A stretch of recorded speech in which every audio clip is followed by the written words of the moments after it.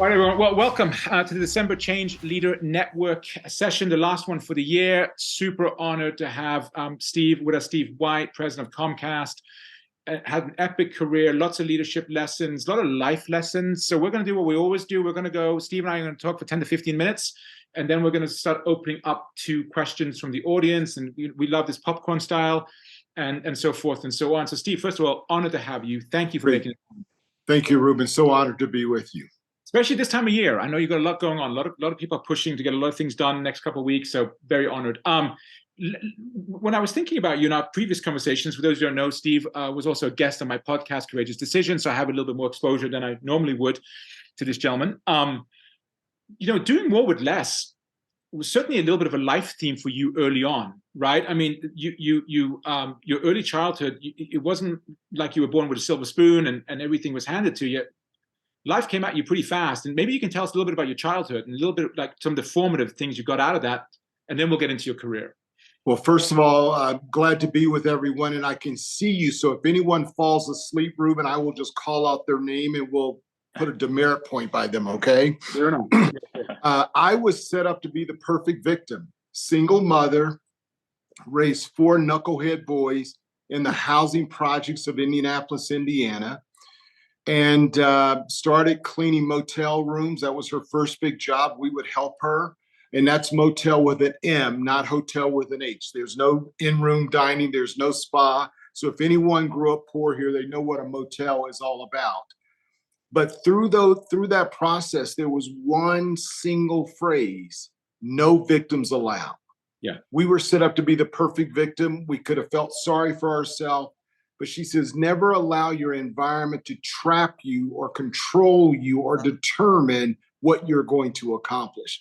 And so through that process of teamwork and hard work and living by the right set of values and being exposed to people that were positive influences allowed me the opportunity to graduate, go to Indiana University. It was my only school of choice. You know how most kids now, they get to pick what school it was. Yes. The only school. It was 50 miles away. I grew up in Indianapolis, Indiana, and started my career with a little company called American Hospital Supply that was later bought by Baxter Travanel.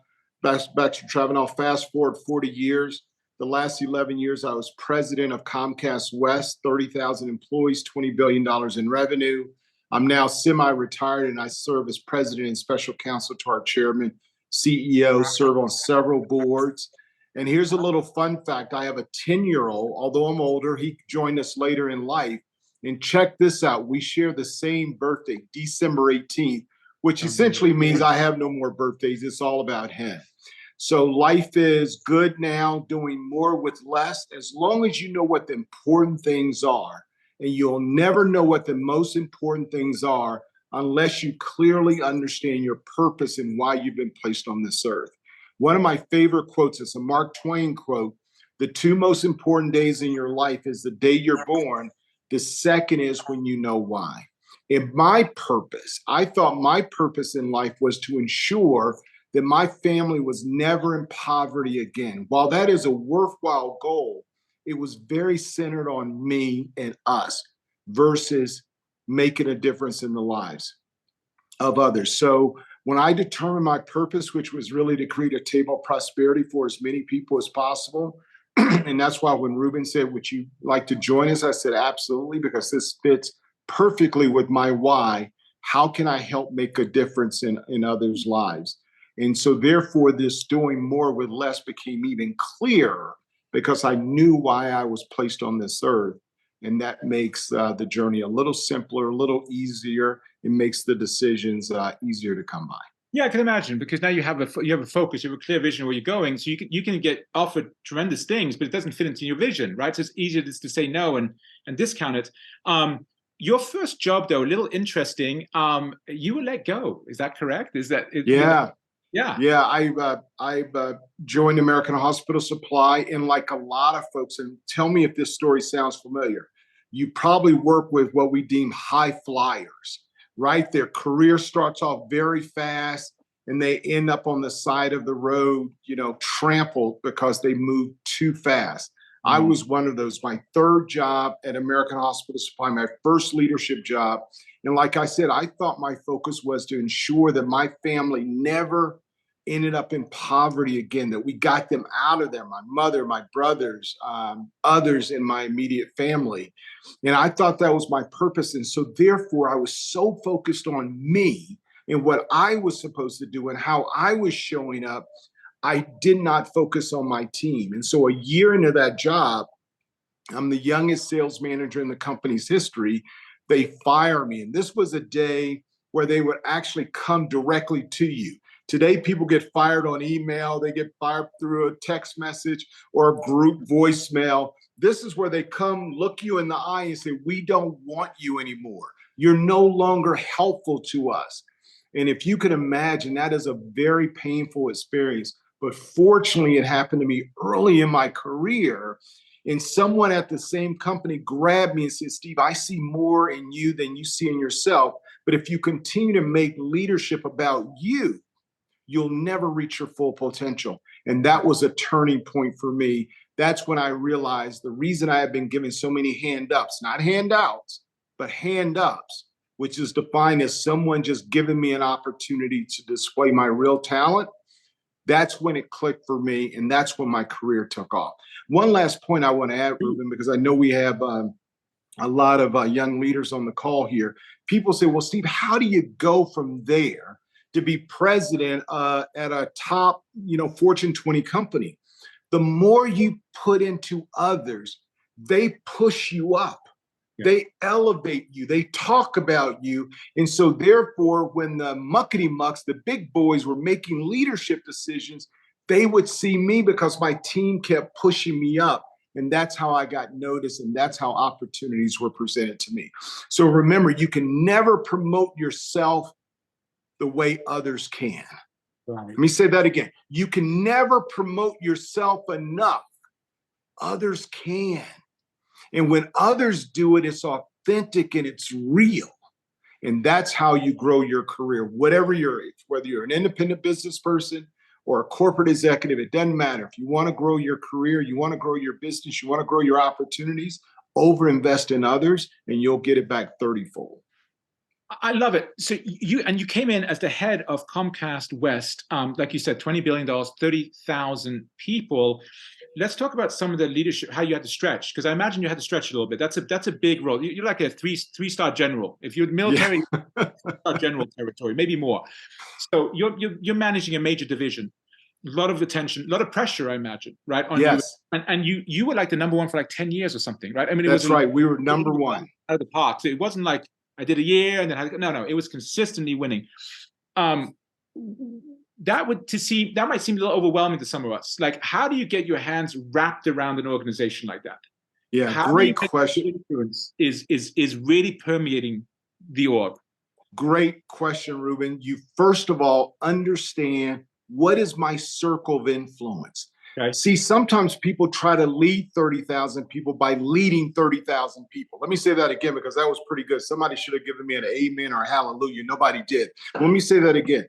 When people are leading 30,000 people, they actually try to lead 30,000. I focused on my top 100 leaders. Let's call them all vice presidents and above.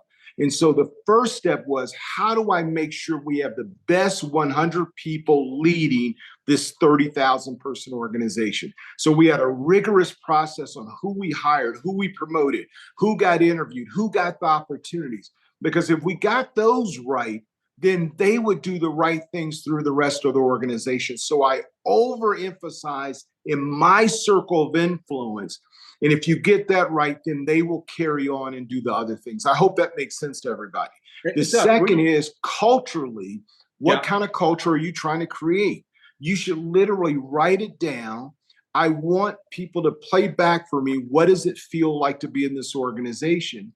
And so every year I would do 80 to 85 focus groups with different leaders, different levels of employees throughout the organization. And I had my ears open where they playing back to me this vision around the culture that we wanted to establish. And when that was not played back, we knew we had an opportunity and we could focus in and go fix it. Maybe it was a leader, maybe they didn't have the necessary tools to do their job. But pick the right people, Number two, be very intentional about culture, and then reward the behavior that you expect. Outsize reward them, because then everybody sees what's being rewarded and what's not being rewarded, and then it starts to feed on itself.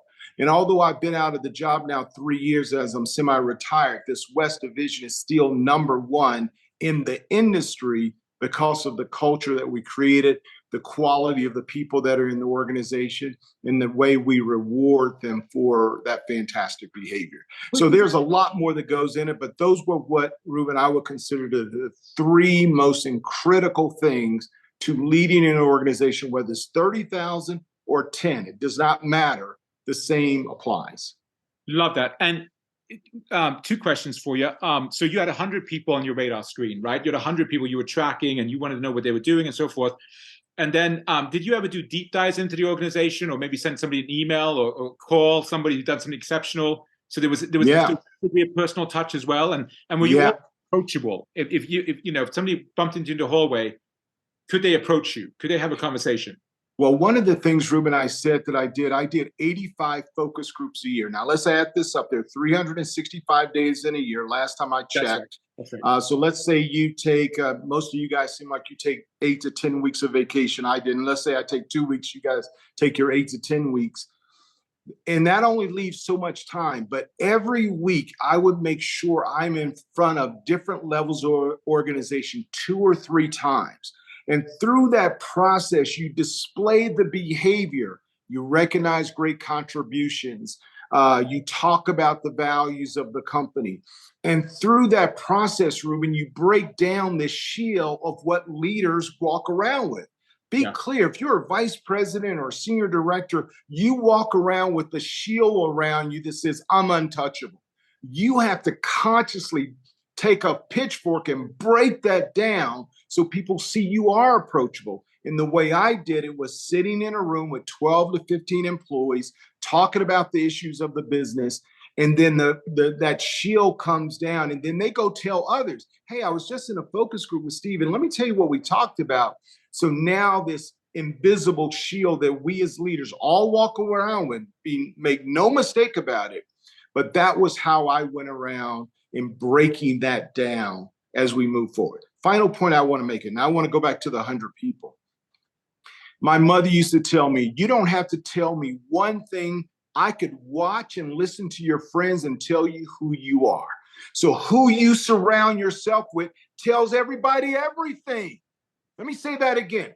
Who you surround yourself with tells everybody what you're about. No matter what you say, who you decide to hang around with is the most important thing. So when I am with young leaders, they say, Steve, tell me the biggest mistakes you made. They always came down to who I surrounded myself with.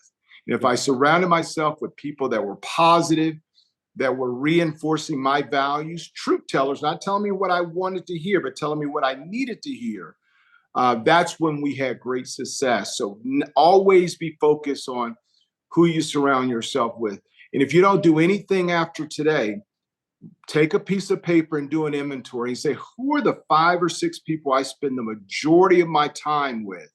And are they contributing to me in a positive way? If they're not, then you need to make some hard decisions. I love that. And final question for you before we open up to the audience. I also want to talk about your leadership style around strategy versus execution, because if I remember correctly, strategy, the leader has to call the strategy, but on execution, you're pretty flexible how it gets done, right? So that's right. So you take input, I presume, on strategy, but at the end of the day, there's one decision maker. Like you have to call the shot, right? Yeah. I love that, Ruben, because people believe leadership is a delegation assignment. It's not. You know, just like when my mother was raising 4 boys, this was not a democratic process. There was no such thing as a timeout. There was one sheriff, and, you know, she called the shots. Now, but where she made a difference was she gave us all input on how we went about executing it. So the leader gets to decide if we're going to Miami. But how we get there, do we drive? Do we hitchhike? Do we take a bus? Do we fly? Do we walk? The team gets to participate in how we get there, not always pick the destination. Not to say you're not open for conversation, but ultimately the leader has to make the decision and then others get to participate with it. Let me just share with you, every year we would update our 5-year strategic plan. And we would always start, the most effective strategic leaders, they know the right questions to ask. Right. So we would always start our strategic planning process in the West with what are the 10 or 12 most important questions we're trying to answer. Then we will narrow down, say, what are the 3 most important questions? And then we will begin our strategy from there. So remember, a leader, you get to decide where you go, but where you get help is by asking the right questions that are not tactical, that are forward thinking. That gets the best out of your people, which then allows you as a leader to pick the best course going forward. And does that make sense, everybody? Yeah, and you get buy-in and endorsement on execution, right? That's right.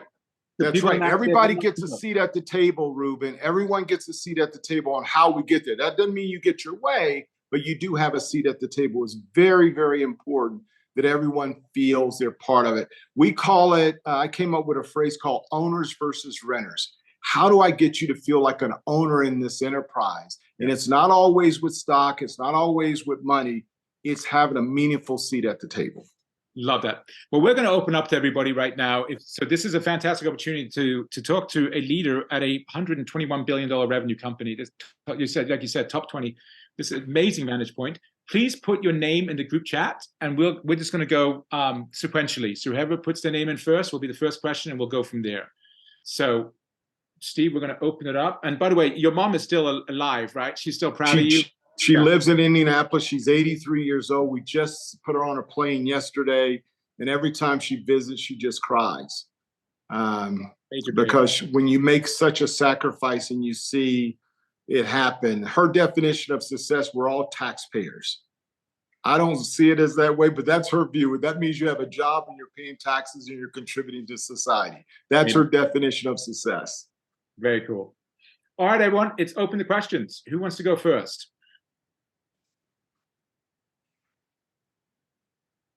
Go, Tom. Thank you, Ruben. Thank you, Steve. Hello, everybody. Steve, it was great listening to your story. Thank you for sharing that. You mentioned in terms of circle of influence, your top 100 leaders. Usually some of that portion is folks that you hire yourself. You've had a say in like who was brought in, and then there are folks that you inherit. And then there's the dynamic that forms within your leadership team. And there could be some players that are not really playing along with where you want the group to go. How would you handle those sort of situations? What are some useful heuristics that all of us could benefit from? Yeah, what a great question. And what's important, and sometimes you can't always do it because sometimes you have such a bad situation that you have to make a call. But let's assume you've got someone you're not sure. The key is the more you move the team forward, the folks that are not with you, they become visible to everyone. Let me say that again. The more you move your organization toward your vision, and that's why it's always important to have a few key people on your team that what I'm going to call the major drivers of the business, right? Because everybody can't be an A player. But in the key jobs, if you have your A players there, they will help move the organization forward.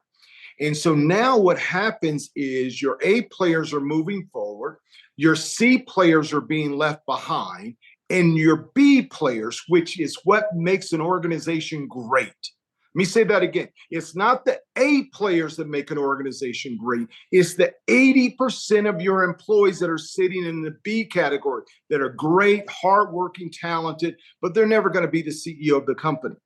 So now as your A players over here, let's call them 15% of your team are A players and 15% of your players are C or 10, whatever the number is. Everybody else is in the middle.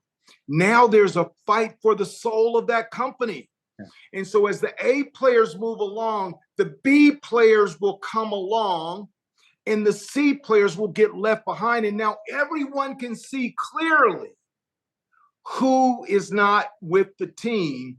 And they end up either firing themselves, they quit, or they're not happy or whatever, or the organization spits them out because it's clear to everyone they're not there. So you can't fire everyone. The organization has to fire them, not you. Now, obviously, if you have a bad situation and someone's totally disruptive, yes, as a leader, you have to go do it. But like the Chicago Bulls, they used to win all the basketball games. And Phil Jackson will tell you his toughest coach was Michael Jordan. When your best player is bringing everyone along, it makes the coaching job that much easier. So that's how I try to think about it. And there are a number of ways you move the organization forward, results, challenges, etc. And the C players, the people that don't want to be there, they'll show themselves very clearly. You just have to be present enough to see them when they make that decision. There was an old football coach used to say, when people tell you who they are, believe them. Believe it. I love it. I just actually finished Lord of the Rings. It's a book about Phil Jackson. It's fabulous. Yes. Great book. Exactly. Very topical for me. I got to click on that right away. Sumit, you're up next, sir. You're on mute. So much for my magic microphone. Ruben, thanks for setting this up. It's great to be part of this team. And Steve, thank you for the time. Great way to end the year. My question to you is specifically around the role of vulnerability in leadership. You know, there's this whole notion of IQ and EQ balance, and I strongly believe in that.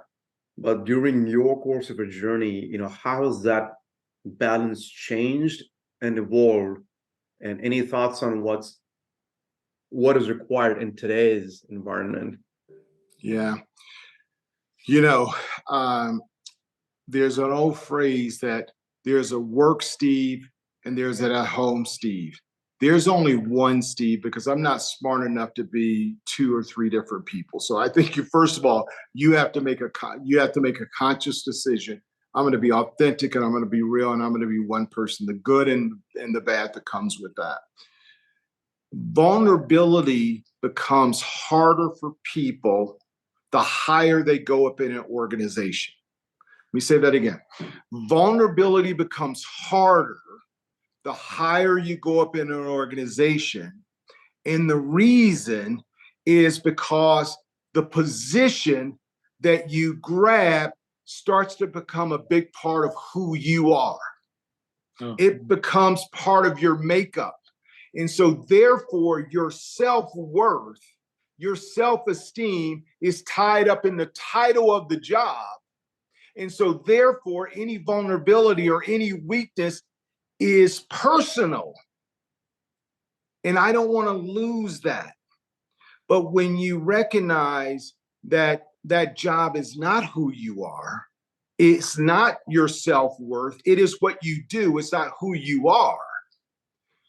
And therefore it's not so personal. You can open up to others. Hey, here's where I'm struggling. Here's where I'm working. Here's where I need to get better. Or guess what? I don't have the answer here. I want to seek feedback on how we get to Miami, or I think we should go to Miami or North Dakota. I'm not sure, but I'm going to open this process up so I can get feedback so I can help us make the right decision. It actually attracts people to you. So this is why vulnerability becomes harder the higher you go up in the organization, because the more you make, the more prestige you have, the more power, it starts to become who you are.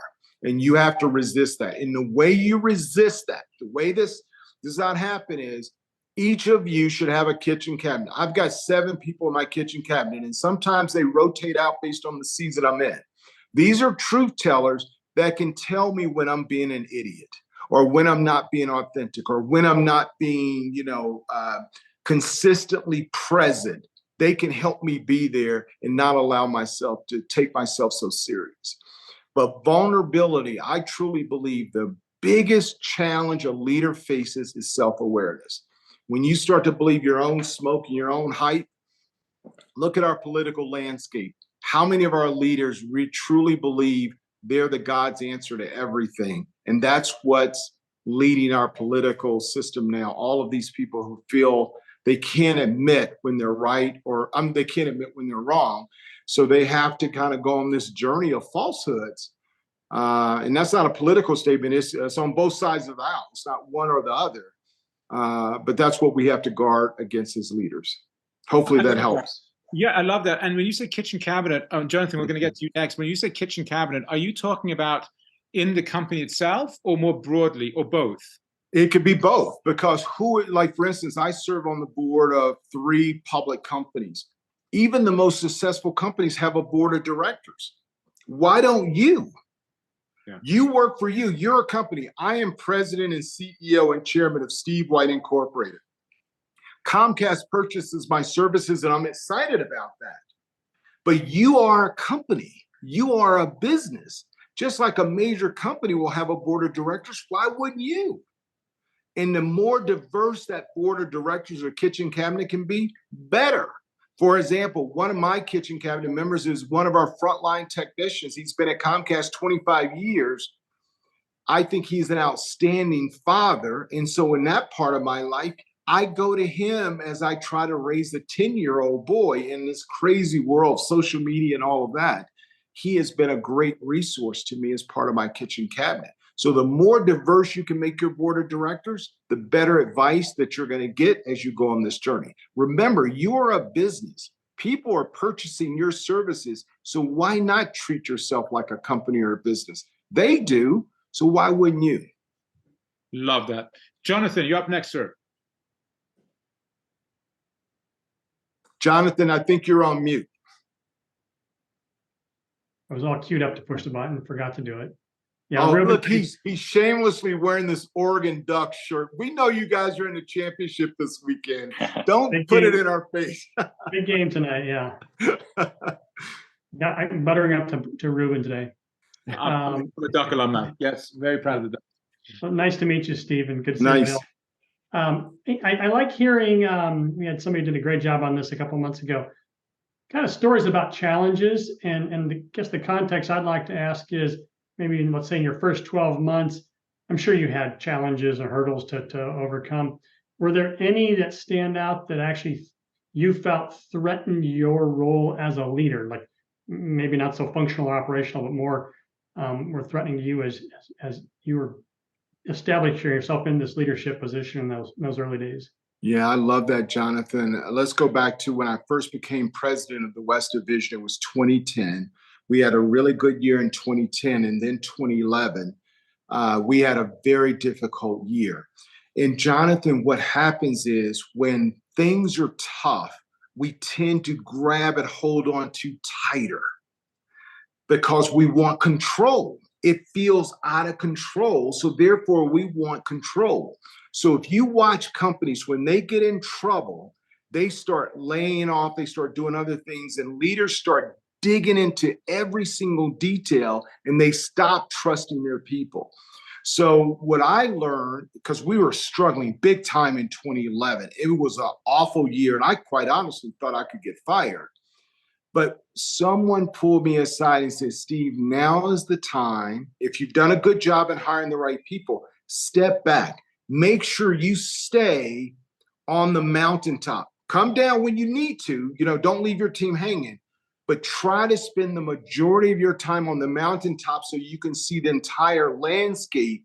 And that's how you're going to best lead your team to the promised land. Let the team run the day-to-day, but you get higher on the mountaintop. You ever notice on a football game, the defensive coordinator or the offensive coordinator, they're sitting up in the press box because they can see the whole field. The coach can't, but they can see the whole field. They can see plays developing, and then they can send messages down to the troops. Hey, that safety over there is blitzing. Let's take advantage of that. Staying with our football analogy today. So that was my biggest challenge. And coming out of that, we went on a run of 9 straight years of incredible results, because I actually put a sign up in my office that stay on the mountaintop. That's your job as a leader, to survey the whole field and help your team understand where the barriers are. Think about if somebody would have been on the Titanic just with their binoculars out, would have never happened. But no one had their binoculars on looking forward to see that there was an iceberg coming forward. So that was a very difficult year, but a great lesson for me. And staying on the mountaintop is really my mantra as a leader, because that's how you can see the whole field. Great, thank you. All right, go Washington. No, just kidding. We'll end it right there. The Duck fans will end it right there. No, I'm kidding. Jonathan, do you have anything else, or was that it? I'm good. Thank you. Okay, Thank you, Jonathan. You're up next, sir. Hey, Steve and Ruben, thank you so much for putting this together and for giving us part of your time. It's extremely valuable for us. Honestly, mine maybe is a little bit different because I've had one experience as a very sort of entry-level employee. Technician is my past career. And I come at this from a perspective of I've been with a lot of smaller companies since, and I'm at the smallest other than the mom and pop shop.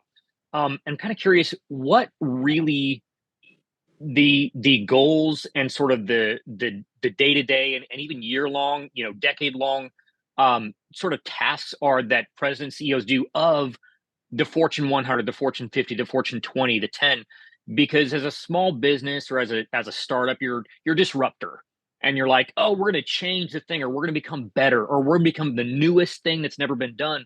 But as a large company, there is establishment like that. The ship doesn't move like that. Yet there's a lot going on, and it's not what the media is saying, right? So it's like, is that mindset different compared to maybe when you were at smaller orgs earlier in your career? And kind of what does that look like, I guess? Now, Luke, I just want to make sure. So it's what is the mindset of a large company to ensure that they stay relevant and successful? And even the task. So it's for a small company, it's like, hey, we're going to build this thing and we've got 10 years to do it, or we want to do it X time, or we're getting through our series or something. But for a large company, it's we have this customer base, and it's got to be much more than, well, we want to have X more customer base. That's great, and that's true. But there's something else, I guess. What is that driver other than acquisition of accounts or something? Yeah, I'll be honest with you, and this is going to sound, you're going to say, Steve, this sounds really simple, but it all comes down to people. So, for example, in our business at Comcast, let's say there's a fiber outage in Northern California and somebody's out there at midnight. How do you motivate somebody to go out there at midnight and do a great job and do it like it's their own business? And here's what one of my technicians told me. He said, Steve, you got two jobs, dude. Number one is to make sure my W-2 grows each and every year, because I have a family. I'm trying to retire my parents. I'm trying to send my kids to college. Your number one priority is to ensure that I can make a living. Because think about it. You watch the Starbucks thing playing out and all the union talk. All that is about, I am so afraid that I'm not going to be relevant in my job, that I'm not going to be useful. And so therefore, I need to bring a third party in to secure my future, because I'm not sure I can trust you that I'm going to have a future in this company. So my number one priority is to make sure that my employees feel safe and secure. There are no guarantees in life, but I'm going to do everything I can to make sure that you grow your W-2 every year. And I'm going to invest in you so you can stay relevant. Let me give you an example, Luke. Today in the cable business, let's say you want to have broadband installed in your house or video. 95% of that now is done by the customer. Let me say that again. We used to send all these technicians out to your house to install a broadband connection. Today, we have something called a self-install kit that we send to the customers, and they're technology savvy. They connect it themselves. So what did we do with all those technicians? Well, we retrained them, and now we doubled the number of people that are working on the network. Because think about your own home. I have almost 60 devices hanging off my network in my home. We have Alexa, we have all of this stuff. So the network becomes the prime thing, and we retrain all of our employees so they could focus on the network. So that's number one. The smart companies, that's how they think about it. And then number two, we make sure that they feel that they have a say in how we run the organization. I go back to Starbucks. The major issue that employees have, they feel they have no say in their day and how it runs. They feel that they can't contribute to the success of the organization.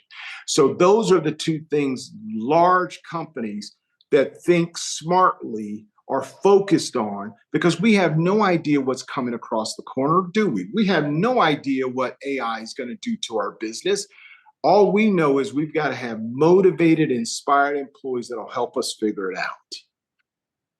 And that's Excellent. all you can do. I can't figure out what AI is going to do. If anybody can tell you what our world's going to look like 5 years from now, run for the hills, because no one can. Yeah.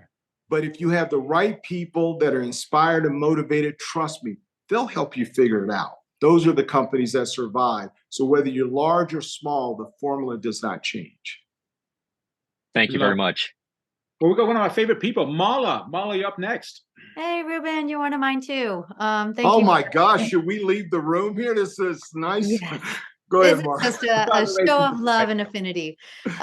So thank you, Stephen. This has been great. And Thank you. I am a person who comes from 20 years in large companies and worked at JP Morgan and BlackRock, and then worked in fintech since 2015. And I am about 10 months into my founder journey, launching a new company, and it is kind of pursuing my passion. And my biggest question for you is if you have any great ideas or hacks around time management to make sure that, because everyone's, it's very easy to be busy. It's much harder to be incredibly deliberate with every single moment that it is impactful. And Yeah. so, what are your atomic habits or your things that you do to really effectively guide your time? Yeah, what a great question. Congratulations on your journey, and I wish you nothing but the best. I always start, for me, I'm an early riser. I always start the day quiet. I always start the day in prayer and reflection for me. That works for me. Some people meditate, some people do yoga, whatever that is, even if it's for 5 minutes. It allows me to step back, think about my purpose, and then I think about my day. And I say, okay, is there anything in my day that's not contributing to my purpose or my why? And then I start taking a red pen, because some of us, we have assistants that might schedule things or whatever. So I'm ruthless about my calendar. So that's number one, is reflection. And then number two, Marla, this is where you have to really challenge yourself. Where's my greatest value added? Where's my greatest value added? And if it's not, then take it off your list. Somebody else will do it. Somebody else will figure it out. And you let go. For instance, I handle no paper. If it's not on my computer, the only paper I handle is if I know no one else has that piece of paper in our organization, and then I don't deal with it because I know I can't add a lot of value there. So start the day in reflection. Number two, be very clear on where you add the greatest value based on your skills and talents, and allow that to drive your day. And then the final piece, and this is very tactical, my assistant, one of the things I negotiated with Comcast as I went into this new job was maintaining an executive assistant. We bought a very simple calendar management system. We color code my calendar. At the end of each month, we review the calendar, and we can see very clearly if something's out of whack, and then we commit ourselves to make sure that doesn't happen again. So we color things like this meeting today, it's in red. Coaching conversations, I've got 2 this afternoon, they'll be in blue. Board stuff is in orange, et cetera, et cetera. And then we review the calendar on a regular basis, and we start cutting out things that are not adding value or playing to my strengths. So those are 3 things that I do. And the calendar management stuff is real easy there are a lot of different tools out there. You would be surprised if you did this, how you spend your time. Even the most organized people are surprised how they're spending their time. Yeah. I hope that helps, Marla. Wonderful. Ethan, you're up next. Awesome. Thank you, everyone. It's a pleasure to be with all of you today. Selfish question, or selfishly motivated anyway. I took a career risk about 5 years ago, shifting from running a team of about 29,990 people fewer than you. Wow. And into an individual contributor role. And certainly society at large would suggest on average that success is more people, more resources, more budget, more responsibility, et cetera. I really enjoy this role. And I have also found that there are still opportunities to be a leader within my team and within my organization as an individual contributor. I'd love to know, just from your perspective, like among all the folks you've worked with and guided and led over the years, any advice you have for leading from a position without direct authority and instead just kind of influence and motivation? And have you worked with any folks like that? Yeah, Ethan, a good leader can never have a bad day. Let me say that again. A good leader can never have a bad day. I'm not saying be superficial. I'm not saying be phony, but you have to recognize as a leader, whether you have 30,000 people or 1 or 0, because the number one most effective way to lead is role modeling. The most effective way you lead is through role modeling, because people watch you more than you can imagine. They are watching you. I don't know how many people have kids here, but I'm already seeing my 10-year-old son. He's picking up my little habits. I'm like, where did he get that? And my wife says, hey, knucklehead, he got it from you. Let me tell you what you do. They're watching all the time. So the most effective leaders, Ethan, is role modeling the right behavior. And let me tell you when we know we have a bad leader. Tell me if this is played out in your office or in your environment. Hey, Betty, did good Ruben show up today or bad Ruben? Or is Ruben in a good mood today or is Ruben in a bad mood? Now everybody is focused on the leader and not the matter at hand, because Ruben has demonstrated he has bad days and now everybody's shell-shocked. But Ethan, you cannot have a bad day, and whatever you got to go do to deal with that negative energy, because it happens to all of us, go find it. Some people take a walk around the building. Some people go run at lunch. They go work out. Whatever it takes for you to deal with that negative energy, go deal with it. But that's the most effective thing you can do.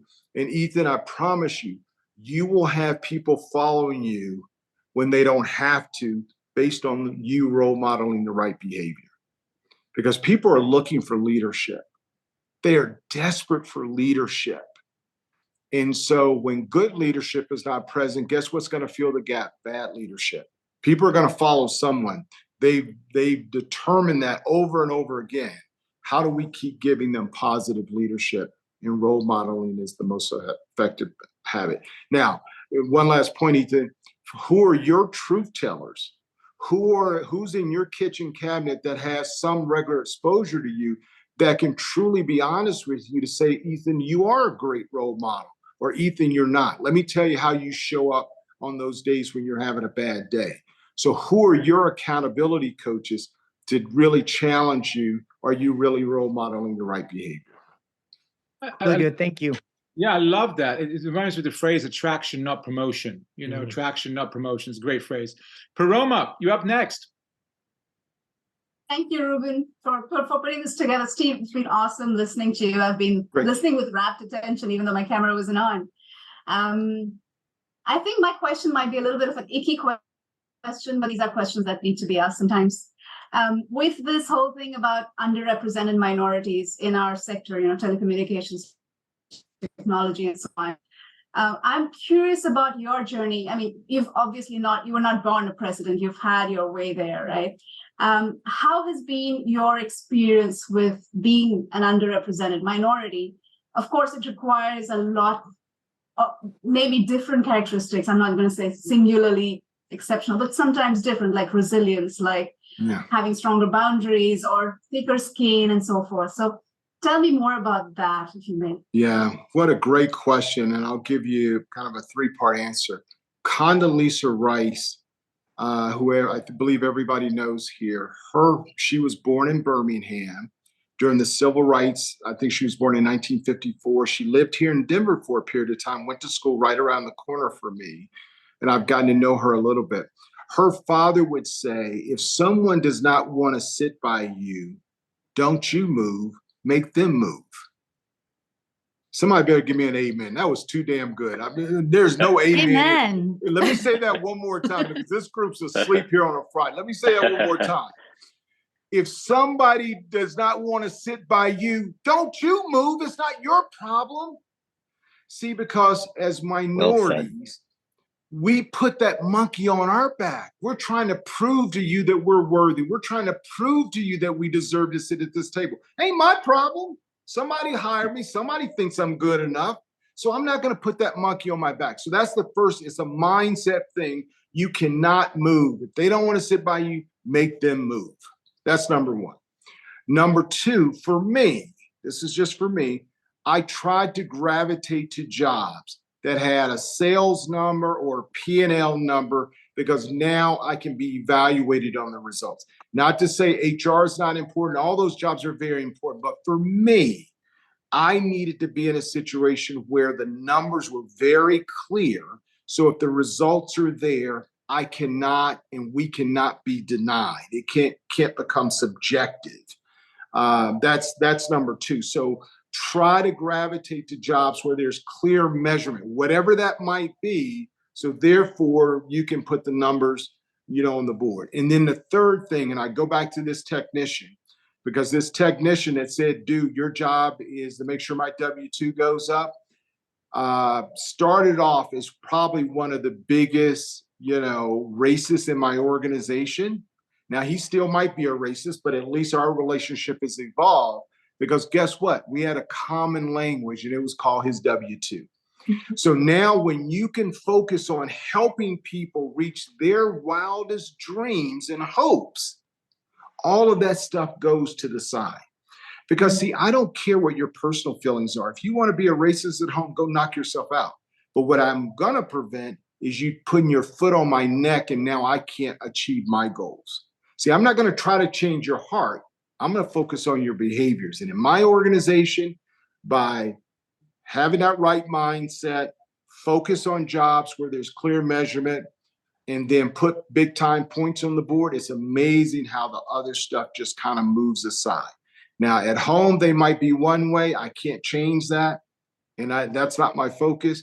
My focus is what are the behaviors that's keeping us from getting some of these big jobs where we don't have enough diverse talent sitting in those jobs. So that's my formula for three, my 3-part formula. And then the final piece is don't get caught up in the hype. Like people get freaked out if somebody says the wrong thing. I try to stay focused on the main thing. You know what bothers me more? We're losing generations of kids in public schools who can't read and write. I'm more appalled by that than somebody who said the wrong thing on a talk show and maybe they used the wrong phrase or something. Who cares? What I care about is we've got young people that can't read and write and they're being pushed through these schools. So focus your activity on the real issues and don't get emotionally caught up into these other things. We've lost so many diverse, talented people because somebody said the wrong thing and they took personal offense and they ended up leaving the company, which was, which I felt was a mistake. So that's how I try to think about it. But it's a tough question and it's an excellent question, but that's how I've tried to deal with it. Thank you so much, Steve. Love it. Love the answers. And that's how we're trying to teach our 10-year-old son as well. Because guess what? He's 10 years old and he's already been called the N-word twice, over the last couple years. And we tried to teach him, maybe that person really doesn't understand the meaning of that. So let's not get so caught up into that.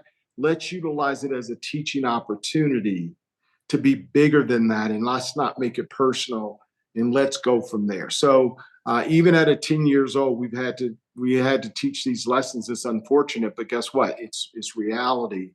And we have to go from there.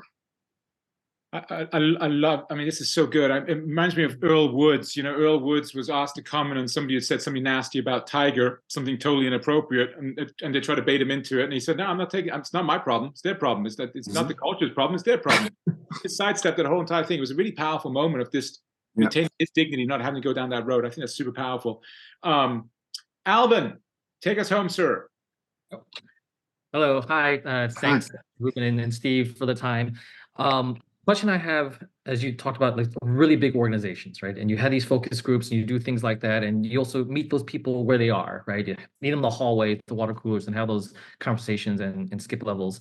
But I'm also wondering how, from a data perspective, right? From the dashboard, because you can, trust and verify, you have those 100 that you focused on, but then those 100, right? And they go down and go down. How can you see kind of from a metrics perspective, a dashboard, what are you measuring in terms of morale, productivity? What metrics were you for key besides the end result? Like this many installations were happening per day.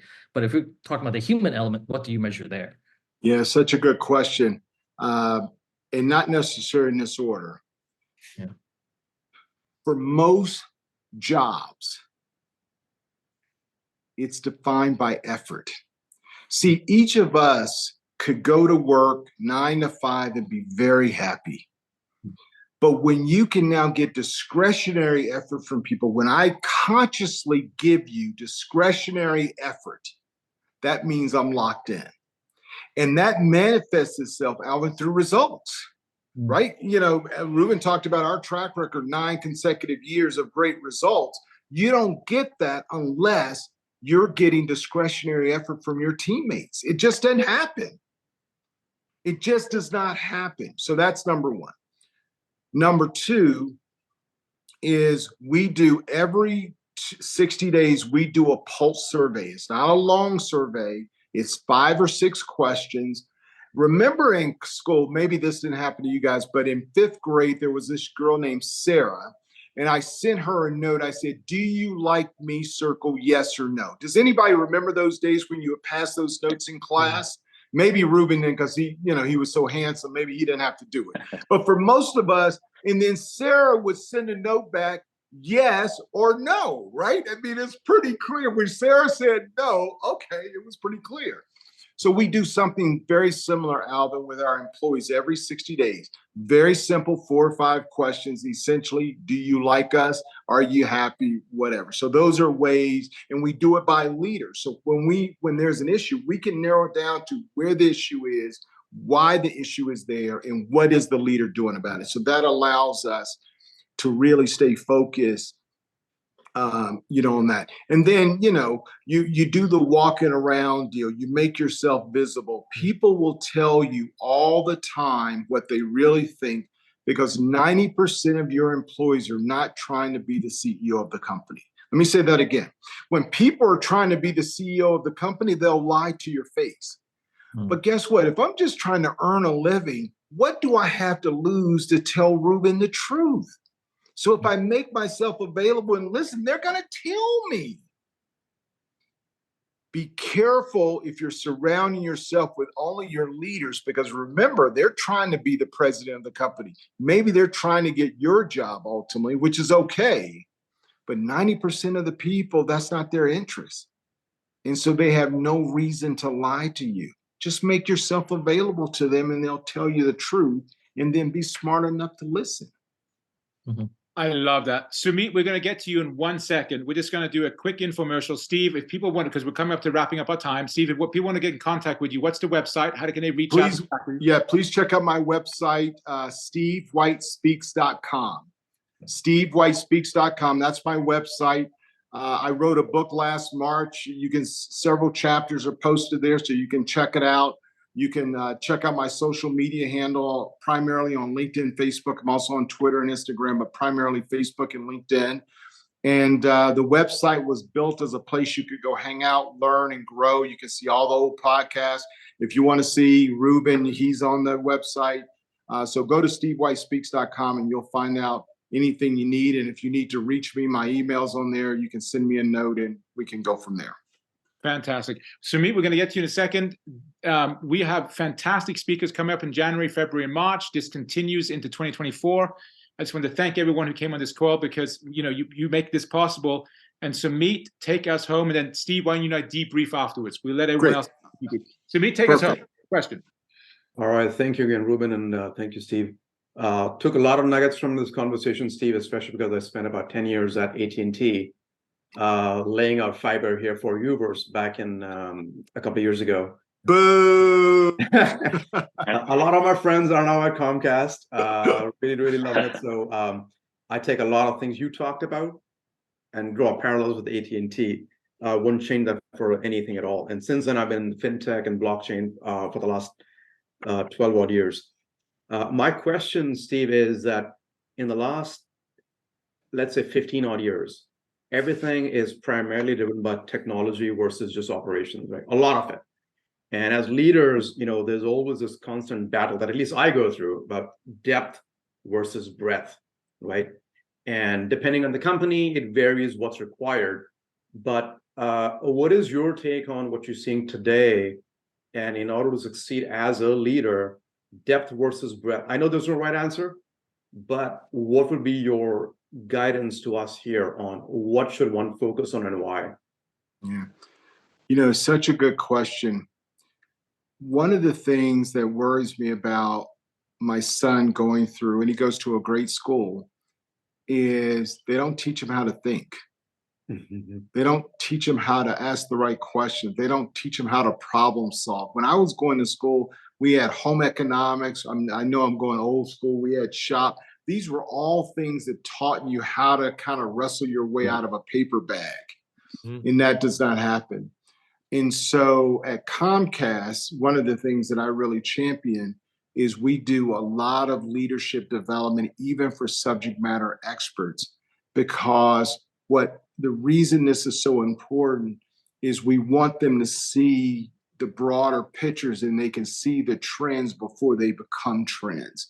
If I am so deep into one area of the business, I miss what's the phrase, the forest for the trees or the trees for the, whatever that saying is. So therefore, the companies that I serve on the board of and at Comcast, one of the things I push is this leadership development is, yes, we're going to teach you functional expertise so you can be really an expert in this area. But as part of the journey, we're going to teach you to look for trends and how to think broadly so you can help us see the trends before they become a trend. Does that make sense? For example, we had an opportunity at Comcast privately to buy Netflix several years ago.